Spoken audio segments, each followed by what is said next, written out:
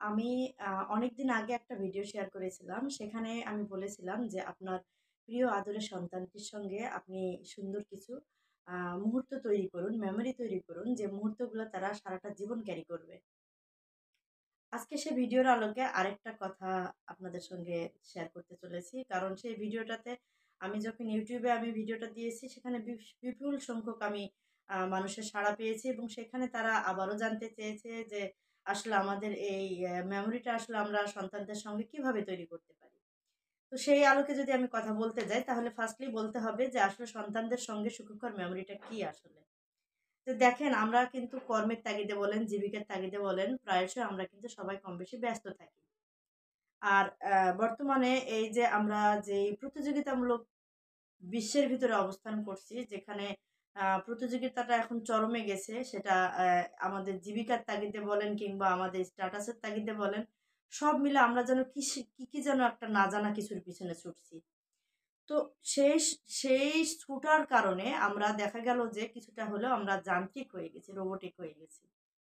আমাদের প্রিয় সন্তান, প্রিয় আদরের সন্তান, যাদেরকে কেন্দ্র করে আমাদের লাইফটাকে আমরা এখন লিড করার চেষ্টা করছি। যে আমাদের ইন ফিউচার বলতে কি বলেন তো? ইন ফিউচার বলতে আমাদের টোটাল লাইফটা শুরু থেকে আমাদের শেষ পর্যন্ত যেভাবে আমরা অতিবাহিত করব, এটাই হচ্ছে আমাদের একটা আ উম লাইফ লাইনের একটা টোটাল একটা রূপরেখা। এখন এর ভিতরে কিন্তু মেজর পার্ট হচ্ছে আমাদের আদরের সন্তান। এখন সেই সন্তানটা যদি আপনার এই ব্যস্ততার কারণে যদি উপেক্ষিত হয়, যদি অবহেলিত হয়, আমি অবহেলিত কথাটা ঠিক এভাবে বলতে চাইনি যে, আপনার অনিচ্ছা সত্ত্বেও সে যদি আপনার কাছ থেকে যে প্রপার যে আদর, যত্ন, ভালোবাসাটা পাওয়ার কথা ছিল সেটা পাচ্ছে না। এরকম যদি হয়, তাহলে এত ছুটাছুটি দৌড়াদৌড়ির আসলে কোনো মানেই হয় না। তাই না? তারপরেও পেট তো আছে, চলতে তো হবে। এই প্রসঙ্গটা যদি এসে যায় বা এই টিকে তো থাকতে হবে, এটাও যদি এসে যায়, তাহলে আমি বলব যে হ্যাঁ, এর ভিতরে আপনাকে কিছু সুখকর মেমোরি তৈরি করতে হবে। আমরা কিন্তু জীবনের ফেলে আসা সময়গুলোর আ নেগেটিভ বিষয়গুলোকে খুব বেশি মনে রাখি। কে কষ্ট দিল, কে দুঃখ দিল, এগুলাকে কিন্তু আমরা খুব সুন্দর করে ক্যারি করতে পারি। কিন্তু আমরা কোন বিষয়টা নিয়ে খুব মজা পেয়েছিলাম, কোনটা আমাদের জন্য ভালো ছিল, আ বছরের কোন সময়টা খুব বেশি আমরা এনজয় করেছিলাম, কোনো একটা সময়ে টোটাল ফ্যামিলি মিলে একটা গেট টুগেদার হয়েছিল, তখন আমরা মজা পেয়েছিলাম। এগুলো কিন্তু আসলে আমরা স্পেসিফিক ভাবে মনে রাখি না। কেন রাখি না? টু দ্যা পয়েন্ট এ আমাদের ব্রেনের ভিতরে আ সেটআপ দেওয়া থাকে যে, আমরা শুধু নেগেটিভ জিনিসগুলা, আমরা কোথায় কষ্ট পেলাম, এগুলা শুধু মনে রাখি। তো আমি বলব যে, আমরা সন্তানদের সঙ্গে এমন কিছু টাইম পাস করব, আ যে টাইমটা তাদের জন্য খুব এনজয়েবল হবে। খুবই এনজয়েবল হবে তাদের কাছে। এই টাইমটা মানে একটা প্রত্যাশার একটা টাইম যেন থাকে যে, নেক্সট টাইমে আমি এর থেকেও বেটার কিছু হয়তোবা পাবো, বা ওই টাইমটা বাবা আমি ওই টাইমটা আবার চাই। এরকম যেন তাদের কাছে প্রত্যাশা তৈরি হয়। এগুলো হচ্ছে সন্তানদের সঙ্গে অ্যাজ এ প্যারেন্টস হিসেবে একটা মেমোরি। ভিডিওটা হয়তোবা দীর্ঘ হয়ে যাবে। তারপরেও আমি আ একটু বলব যে, আমরা দেখেন অ্যা সাপ্তাহিক ছুটির ভিতরে থাকি। কিংবা বছরে কিন্তু ১২ টা মাস নিয়ে আমাদের টোটাল বছর চলে যায়। তো এই সময়গুলোকে যদি আমরা সুন্দর করে ডিস্ট্রিবিউশন করে নেই যে, বছরের কোন সময়টাতে আমরা কোন কাজে লাগাবো। এর ভিতরে জীবনে তো চড়াই-উতরাইয়ের সময় আসবেই। আসতেই পারে। বিপদ আসবে, বিপত্তি আসবে।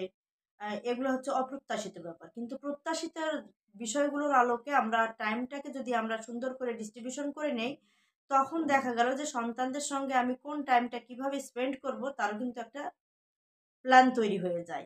আর এই প্ল্যানগুলোর ভিতরে যে ২-১ টা প্ল্যান যদি খুব বেশি এনজয়েবল হয়, সেটাই কিন্তু আপনার সন্তানদের কাছে মেমোরেবল হয়ে থাকবে। আমি সবসময় অ্যাজ এ প্যারেন্টস হিসেবে বলব যে, সন্তানদের কাছে যে মেমোরেবল টাইমটা আপনি তৈরি করতে চাচ্ছেন, যে মেমোরিটা তাদের ব্রেনের ভিতরে সেটআপ দিতে চাচ্ছেন, অবশ্যই সেটা যেন পজিটিভ কিছু দিয়ে হয়। দেখেন, মেমোরি কিন্তু সেটআপ করা যায় নেগেটিভ কিছু দিয়েও। কোনো একটা সময় তার সঙ্গে বাজে বিহেভ করে কিংবা তাদের সঙ্গে রূঢ় আচরণ করে, তাদেরকে হার্ট করে, এটাও কিন্তু তাদের ব্রেনের ভিতরে মেমোরি হিসেবে থেকে যায়। কিন্তু নেগেটিভ মেমোরির থেকে পজিটিভ মেমোরিটাকে ফোকাস করুন। সন্তানদের সঙ্গে সুখকর মেমোরি তৈরি করুন। যার জন্যে তারা ইন ফিউচার উদ্বিগ্ন হয়ে থাকবে এবং এই সুখকর মেমোরি থেকে শুরু করে তারা আপনার প্রতি আপ ভালোবাসার জায়গাটা আরো বেশি গাঢ় করবে এবং আপনার সঙ্গে সুন্দর একটা তাদের বন্ডিং তৈরি হয়ে যাবে।